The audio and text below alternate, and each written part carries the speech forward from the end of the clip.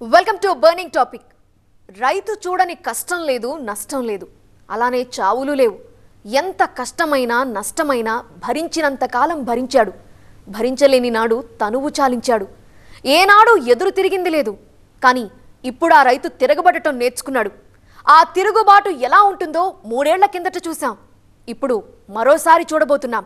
ఇంతకు ఈ పోరాటం వెనుక రాజకీయం ఉందా? తెలుసుకుందాం ఇవాల్టి బర్నింగ్ టాపిక్ లో హాట్ గా.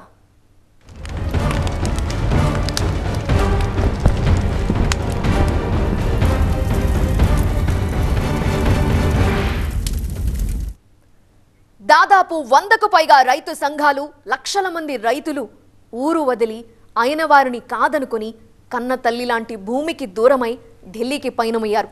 ఆ పయనం వెనక అపాయం ఉంటుందని తెలుసు. గతంలో ఏం జరిగిందో తెలుసు. అయినా మరోసారి సమరనాదం పూరించింది రైతులోకం. రైతులకు కేంద్రానికి చర్చలు జరిగినా ఫలించలేదు. మరెక్కడ ఇరువురి మధ్య విభేదాలొచ్చాయి?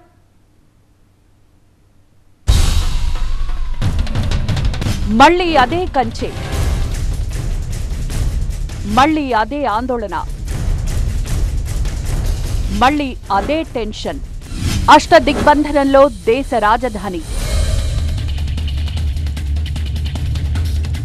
వీరంతా ఉద్యమకారులేం కాదు, ఆరుగాలం కష్టపడే రైతన్నలు. అలాగని భూమి కోసం కాదీ పోరాటం, భుక్తి కోసం, తమ కష్టానికి ఫలితం కోసం, తమ చెమట ధారకు కాసింత ఆధారం కోసం. 3 ఏళ్ల కిందట మీకు గుర్తుందిగా, పంజాబ్, ఢిల్లీ, హర్యానా ప్రాంతంలో చోటు చేసుకున్న దృశ్యాలు ఇప్పటికీ మన మస్తిష్కాల్లో ఆందోళన రేపుతూ గుర్తు చేస్తూనే ఉంటాయి కదా. ఆ ఆందోళనలో పదుల సంఖ్యలో రైతులు మరణించారు. నాగలి పట్టే రైతన్న ఉద్యమిస్తే, అన్నం పెట్టే అన్నదాత ఆగ్రహిస్తే, ఆరుగాలం కష్టపడే ఆసామికి కోపమొస్తే ఎలా ఉంటుందో నాడు చూశాం కదా. నేడు మరోసారి అదే కోపం అన్నదాతలో లావాలా ఉబికొచ్చింది. వ్యవసాయ చట్టాలకు వ్యతిరేకంగా ఢిల్లీ ముట్టడికి రైతు సంఘాలు పిలుపివ్వడంతో రాజధాని పరిసరాలన్నీ ఉద్రిక్తంగా మారాయి. పంజాబ్, హర్యానా సరిహద్దులో ఉద్రిక్తత కొనసాగుతోంది. రంగంలోకి కేంద్ర బలగాలు దిగాయి. మనిషంత ఎత్తులో బారికేడ్లు దూకేందుకు ప్రయత్నించకుండా ముళ్ల కంచెలు, నినాదాలు చేస్తే లాఠీ చార్జీలు, తోసుకునొస్తే టియర్ గ్యాస్ ప్రయోగాలు, వాటర్ కెనాళ్లతో భయపెట్టడాలు. ఇలా ఒకటేంటి, అన్నదాతలను నిలువరించేందుకు భద్రతా బలగాలు చేయని ప్రయత్నం అంటూ లేదు. అయినా సముద్రంలా కదిలి వస్తోన్న అన్నదాత దండును నిలువరించలేకపోతోంది భద్రతా వలయం. ఎక్కడికక్కడ రహదారులు మూసివేశారు. డ్రోన్ల సాయంతో ఎప్పటికప్పుడు భద్రతా బలగాలు పర్యవేక్షిస్తున్నాయి. ఢిల్లీ వ్యాప్తంగా నెల రోజుల పాటు 144 సెక్షన్ విధించారు. అయినా కర్షకుల పోరాటం ఎక్కడా తగ్గలేదు. అన్నదాతల ఆందోళనతో సరిహద్దులన్నీ స్తంభించాయి. వాహన రాకపోకలకు తీవ్ర అంతరాయం కలగడంతో ట్రాఫిక్ భారీగా స్తంభించింది. ఇదేదో ఇవాళ హడావిడి చేసి రేపు గప్చుప్ అయ్యే సాదాసీదా ఉద్యమంలా కనిపించడం లేదు. రైతన్నలు ఓ సుదీర్ఘ పోరాటానికి సిద్ధమయ్యే వస్తున్నట్లు వారి సరంజామా చూస్తే అర్థమవుతోంది. ఈసారి తమ డిమాండ్లు నెరవేర్చుకుని వెళ్లాలన్న దృఢ సంకల్పం వారి మాటలు వింటే తెలిసొస్తోంది. అంటే ఇది ఉదయం మొదలై రాత్రి ఎండయ్యే సాదాసీదా ఆందోళనైతే కాదన్నది క్లిస్టర్ క్లియర్.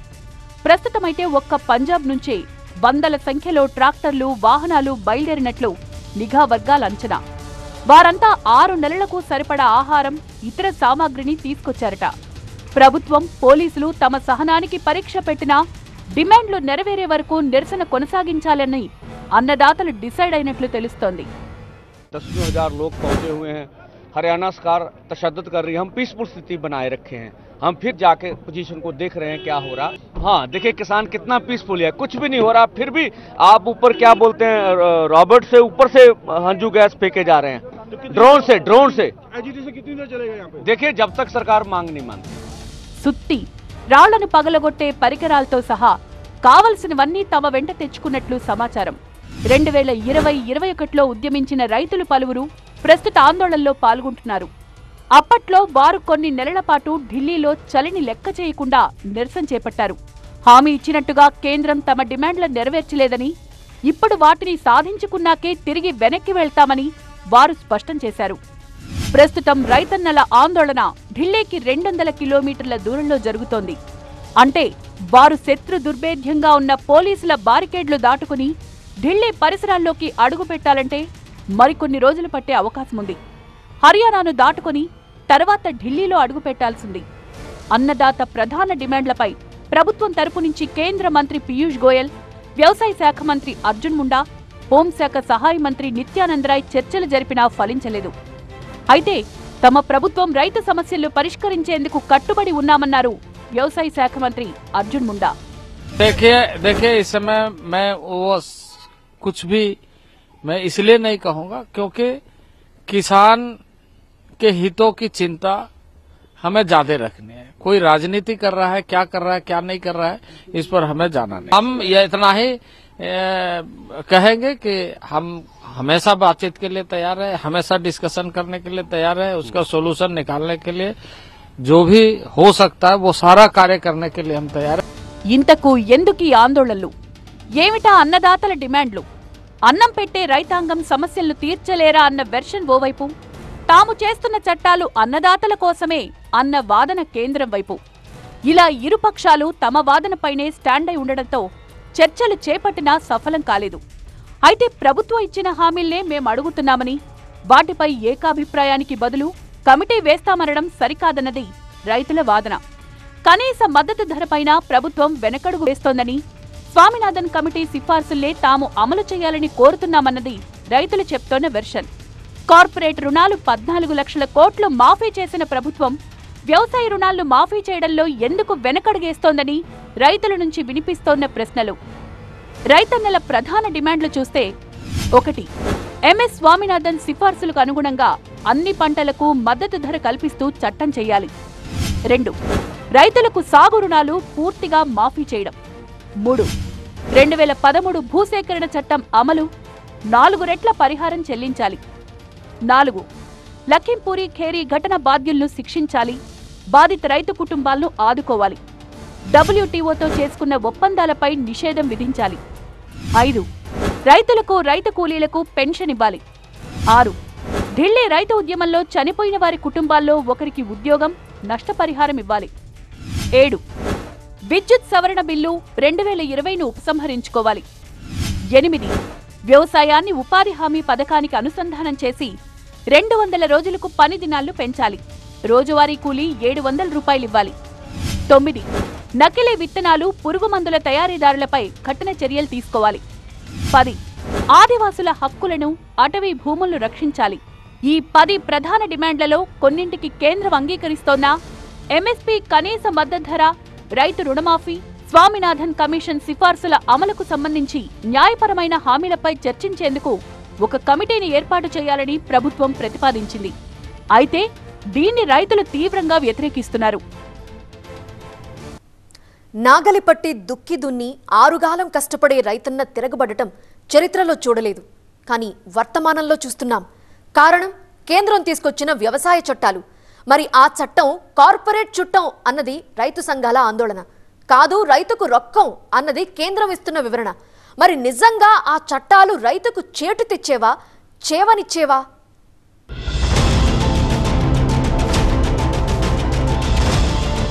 రైతుల డిమాండ్లు దశాబ్దాలుగా కొనసాగుతోన్న అంశమే. అన్ని రంగాల్లో అనేక సంస్కరణలొచ్చాయి. కానీ దేశంలో 50% మందికి ఆదాయాన్నిచ్చే వ్యవసాయానికి సంబంధించి మౌలికమైన మార్పులు తెచ్చే సంస్కరణలు రాలేదు. ప్రస్తుతం రైతుల డిమాండ్లలో గతంలో ప్రభుత్వాలు ఇస్తూ వస్తున్న హామీలే. కానీ వాటికి న్యాయపరంగా ఉండే అంశాలపై లోతైన చర్చ జరగాలి అన్నది ప్రభుత్వం నుంచి వినిపిస్తోన్న వాదన. అందుకే కమిటీ వేస్తామని చెప్తున్నారు. రైతుల ఆందోళన మాత్రం కమిటీతో కాలం వెళ్లబుచ్చే ప్రయత్నం జరుగుతోందన్న అనుమానం. అందుకే కేంద్రం, రైతాంగం మధ్య చర్చలు సఫలం కావడం లేదు. పైగా జరుగుతున్న ఆందోళనల వెనుక రాజకీయ ఎజెండా ఉందన్న అభిప్రాయాలు వ్యక్తమవుతున్నాయి. ప్రస్తుతం ఆహార ధాన్యాల సేకరణ ఎక్కువగా ఉన్న పంజాబ్, హర్యానాల్లో రైతులు ఆందోళన చేస్తున్నా వారి వెనుక రాజకీయ పార్టీలు ఉంటున్నాయన్నది ప్రభుత్వ వర్గాల అనుమానం. కనీస మద్దతు ధర ఉండదని, ప్రొక్యూర్మెంట్ ఆగిపోతుందని చెప్తూ రైతులను తప్పుదారి పట్టిస్తున్నారని కొందరు వాదిస్తుంటే, చట్టాల్లో రైతుకు నష్టం చేసేది ఒక్కటి కూడా లేదని, పూర్తి ప్రయోజనం అందించలేకపోయినా గతంతో పోల్చితే ఈ చట్టాలు రైతులకు ఎంతో కొంత మేలు చేసేవే అన్న వెర్షను వినిపిస్తోంది. అయితే అందరికి వచ్చేది వెనకాల ఏ రాజకీయ పార్టీ ఉన్నది, ఇతర దేశాల నుంచి ఎవరైనా ఇవన్నీ సృష్టిస్తున్నారా, ఎక్కడి నుంచి వస్తుంది ఇది, కెనడా నుంచి వస్తుందా, అమెరికా నుంచి వస్తుందా, చైనా నుంచి వస్తుందా, పాకిస్తాన్ నుంచి వస్తుందా, ఈ సౌండ్ అంతా అనుమానాలు కూడా వస్తున్నాయి. రైతులకి పూర్తి హక్కు ఉన్నది, అటెన్షన్ తీసుకురావాలి. గవర్నమెంట్ కూడా గవర్నమెంట్ డ్యూటీ ప్రకారంగా ఇది జరగకముందే ఇవన్నీ ఆలోచించాలి. రైతులు ఎలా రాబోతున్నారు, చేస్తున్నారు, ఆ సమస్య ఏంటి, ఆ సమస్యను ముందర ట్యాకిల్ చేస్తే ఈ పరిస్థితి రాదు. వాణిజ్య రంగంలోనూ కొంతమేర సంస్కరణలొచ్చాయి, మంచి ఫలితాలను ఇచ్చాయి. కానీ వ్యవసాయ రంగంలోనే ఎలాంటి సంస్కరణలు రాలేదన్న వాదన ఉంది. చాలా మంది ఆర్థికవేత్తలు వ్యవసాయ రంగంలో విధాన మార్పులు తేవాలని సూచిస్తున్నారు. అలాగే రైతులపై గుత్తాధిపత్యం చెలాయించే మార్కెట్ యార్డు పెత్తనాన్ని తగ్గించాల్సి ఉంది. ధరుంటే మార్కెట్ యార్డ్లోనే అమ్ముకోవచ్చు, లేదంటే ఎక్కడ ధరుంటే అక్కడకు తీసుకెళ్లి విక్రయించుకునే వెసులుబాటు కల్పించాలి. అది ఈ చట్టాలతోనే సాధ్యమంటున్నారు నిపుణులు. కాంట్రాక్టు ఫార్మింగ్ విషయానికొస్తే రైతుకు అన్యాయం జరగకుండా కట్టుదిట్టమైన ఏర్పాట్లు కొత్త చట్టంలో ఉందంటున్నారు నిపుణులు. బియ్యం, గోధుమలను ప్రభుత్వం పెద్ద ఎత్తున సేకరిస్తోంది. కానీ ఈ రెండూ దేశంలో అవసరానికి మించున్నాయి. ఏటా 8 కోట్ల టన్నుల ధాన్యం ప్రభుత్వం దగ్గర మూలుగుతోంది. పప్పులు, వంట నూనెల కొరత మన దేశంలో ఉంది. వీటిని ప్రపంచంలో అత్యధికంగా దిగుమతి చేసుకుంటోన్నది భారతే. మరి ఇలాంటి పరిస్థితి పోయి పంటల విషయంలో సమతుల్యతకు ఈ చట్టాలు అవకాశమిస్తాయి. ప్రభుత్వంలో ఎవరున్నారు, ప్రధానమంత్రి ఎవరన్నది ముఖ్యం కాదు. ఆర్థిక వ్యవస్థ బాగుపడుతోందా, రైతులకు లాభమా కాదా అన్నది చూడాలి. రాజకీయాలు చేయడం సరికాదన్నది ఈ సందర్భంగా మేధావుల నుంచి వస్తోన్న సూచన. అలాగని ఈ సంస్కరణలతో కూడా పూర్తిగా వ్యవసాయంలో విప్లవమేమీ రాదు. మౌలికమైన సంస్కరణలు తేవాలి. కనీస మద్దతు ధరను పక్కన పెట్టి బియ్యం, గోధుమల సేకరణ కాలక్రమంలో తగ్గించాలి. ప్రత్యామ్నాయంగా పేదలకు డబ్బులిస్తే వారికి కావాల్సింది మార్కెట్లో కొనుక్కుంటారు. రిటైల్ చైన్స్ పెద్ద ఎత్తున రావడం కూడా అవసరమే. ఇప్పుడు రైతుకు, వినియోగదారుడికి మధ్య 6-7 స్థాయిల్లో దళారీలుంటారు. ప్రస్తుత వ్యవస్థ వల్ల వినియోగదారుడు కొనే ధరలో రైతుకు దక్కేది 25% కూడా ఉండదు. కొన్ని పంటలకైతే ఈ వ్యత్యాసం ఇంకా ఎక్కువగా ఉంటుంది. రిటైల్ చైన్లు ఎక్కువగా వస్తే వినియోగదారుడు, రైతు మధ్య ఉన్న వ్యవస్థలు తగ్గి రైతుకు అదనపు ధర వస్తుందంటున్నారు నిపుణులు.